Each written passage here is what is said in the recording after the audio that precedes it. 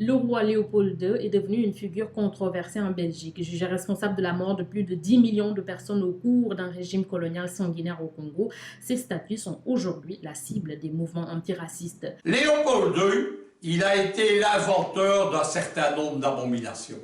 Tout d'abord, le colonialisme ultra dur, celui qui sera adopté par les Français ailleurs, au Tchad par exemple, ou au Congo-Brazzaville. Il a inventé les camps de concentration, c'est pas comme on le raconte les Anglais pendant la guerre des bourgs en Afrique du Sud, c'est Léopold II pour tenir captifs les familles de ceux qui étaient esclavagisés dans la récolte du caoutchouc. Le Congo s'est accompagné du massacre de la moitié de sa population, de famine, d'épidémies. Ça a été l'époque des mains coupées. Les soldats noirs, pour expliquer qu'ils ne gaspillaient pas les munitions, devaient couper les mains de ceux qu'ils abattaient, mais il y avait beaucoup pour faire de l'argent. Ravivés par les protestations qui ont suivi la mort de George Floyd, certains de ces statues qui trônent encore sur certaines villes du pays ont été vandalisés en guise d'alerte.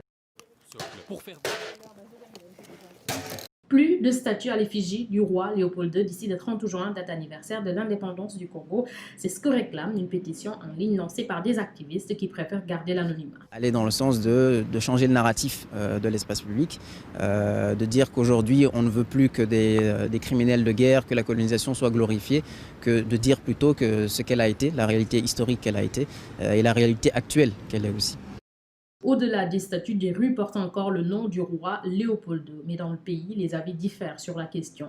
Ce que je trouve un peu dommage, c'est que les statues en soi, il y a toute une discussion partout dans le monde sur le futur des statues historiques. Il faut les garder, est-ce qu'il faut les contextualiser? Pour moi, le plus important, c'est d'en parler dans les écoles, dans l'éducation et avoir un débat national sur ce passé colonial. Il y a une déconstruction de la propagande coloniale.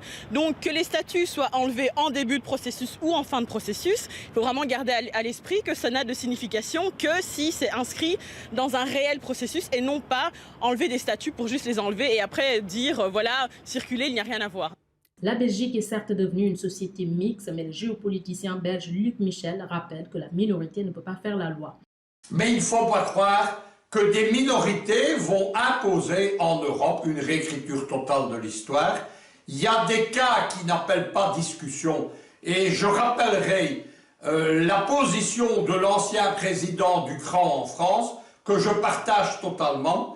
Il disait qu'il fallait faire la part des choses et qu'il fallait surtout ne pas tout confondre, que la réécriture de l'histoire, et il parlait particulièrement du déboulonnage des statuts, elle doit concerner ceux qui ont commis des crimes contre l'humanité ou des crimes de guerre, c'est-à-dire au premier rang desquels les esclavagistes.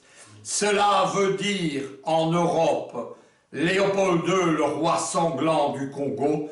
Cela veut dire des gens aux États-Unis comme les généraux sudistes.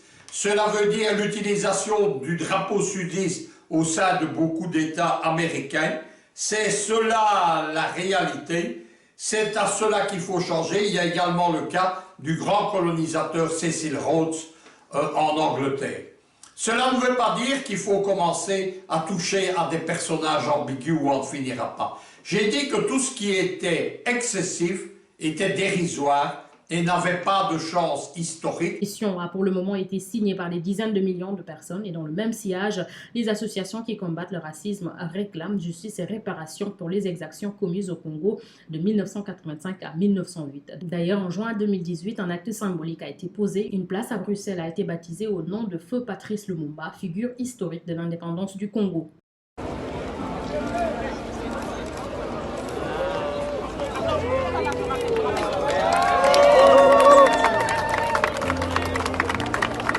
Ces différentes actions dans le pays ont atterri sur la table des officiels et ce 4 juin, la première ministre Sophie Wilmès, en séance plénière de la Chambre, a annoncé que la conférence interministérielle contre le racisme allait être relancée après avoir été mise à l'arrêt durant la crise du coronavirus. Celle-ci constitue la première étape d'une démarche devant accoucher d'un plan d'action national contre le racisme en Belgique.